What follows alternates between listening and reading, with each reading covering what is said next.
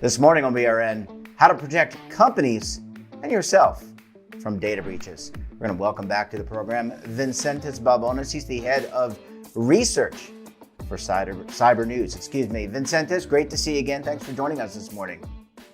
Thank you for having me again. It's nice to see you too, Jeffrey. Yep, I haven't changed, and look, our clothes are the same. Imagine that. It's kind of funny how that was very ironic. I want to make sure that we have good hygiene and we both shower. But in all seriousness, I mean, you discussed a very important report where 96% of Fortune 500 companies are vulnerable and have been vulnerable to data breaches. Let's kind of shift the conversation, talk about what these companies can do. So how do you prevent, these data breaches? What can companies in this Fortune 500 do right now to protect themselves and their customers, more importantly? So you have to have some processes in place, as I mentioned on our last conversation. So it's definitely some education for the employees, so they, spot and report phishing attempts to the superiors, to security operations centers, and so on. Definitely have security operation centers in place, and assign a big enough budget for the security operations center to be able to handle incidents on a timely basis. Just the thing that I personally think of is being aware, of your cybersecurity stance publicly, because recently we've seen a shift into cyber criminals reusing already exposed credentials in systems where credentials are reused.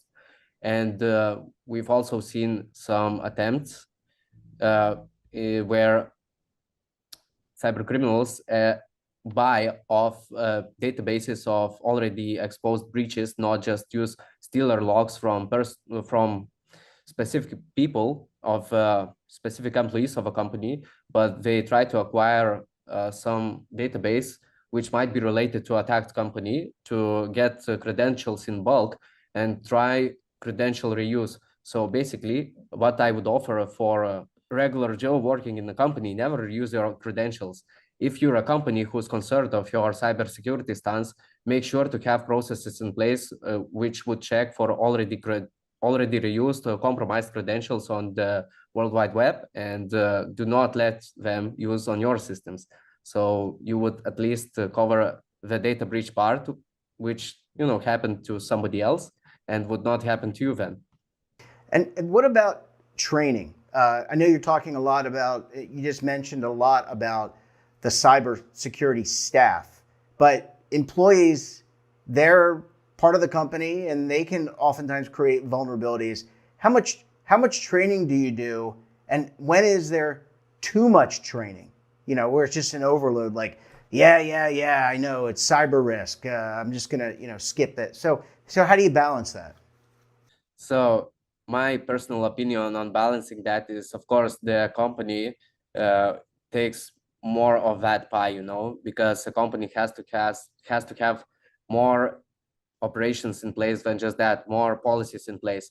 If you have a company, a big company, like one of the S&P 500 ones, you have to have some operations like processes more than operations, like zero trust policies. So basically you restrict employees from accessing data, accessing systems, infrastructure, which we're not working with.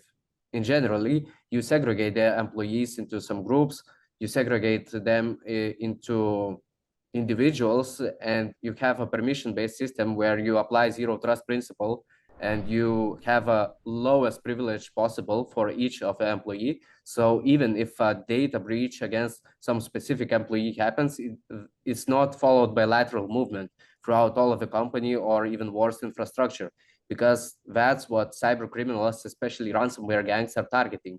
Weak policies of companies, and then they social engineer or try to find exposed credentials, just basically taking easiest way into making a big breach. So for specific, recommendations for each employee, definitely do those cybersecurity trainings which come your way from a company. I don't think there's too much information, to know about basic protection of your oneself, because we're talking not just about, the company that you expose. If you reuse credentials, for example, in your bank account or some other website, Facebook, Twitter, etc., you're exposing yourself in the first place, because the same password can be used against your other accounts. They can be stolen, you can be extorted then, and so on. And definitely dealing with cyber criminals in such cases where extortion is present is probably not the thing you want. And there's a quite big chance you ain't getting anything back. They're gonna social engineer you to the fullest, and that's just what happens. Uh, what about managing your vendors? Most companies use third-party software. I'm thinking about even like Microsoft Office, or we're using Zoom today. You've got to have responsibility for not only your organization, but how do you evaluate that of your vendors that, with whom you're working? Yeah, of course. So basically, what you're targeting now is a supply chain attack. So when a vendor of yours is being targeted, like there was quite a big attack last year against MoveIt, which had a lot of data exposed, and it was a vendor of a lot of other companies. So cyber criminals do target that. You have to have some policies and processes in place to evaluate a vendor. I think that every company has their own processes. If they don't, they should definitely have them to evaluate and to rate the vendors to minimize the risk. And as you apply zero trust to each employee and each group of employees, you should apply that to a vendor too. You have to segregate your data from employees' data.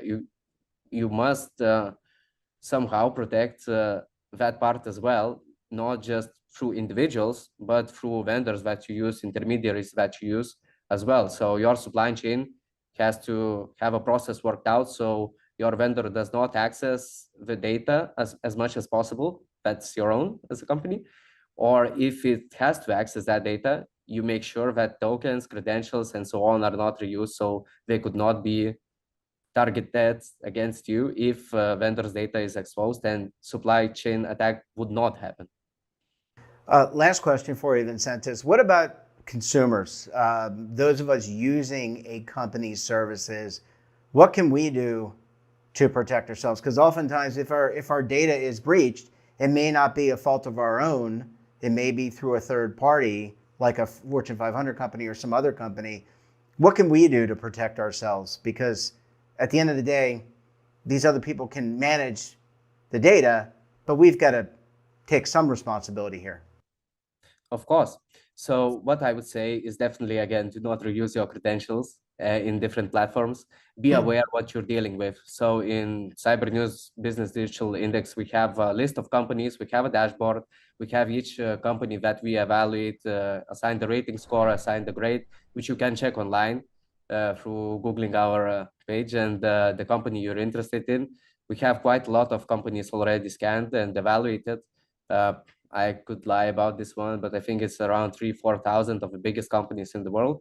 So you can actually check before using some service if it's secure enough, if it had data breaches, if it has some policies in place.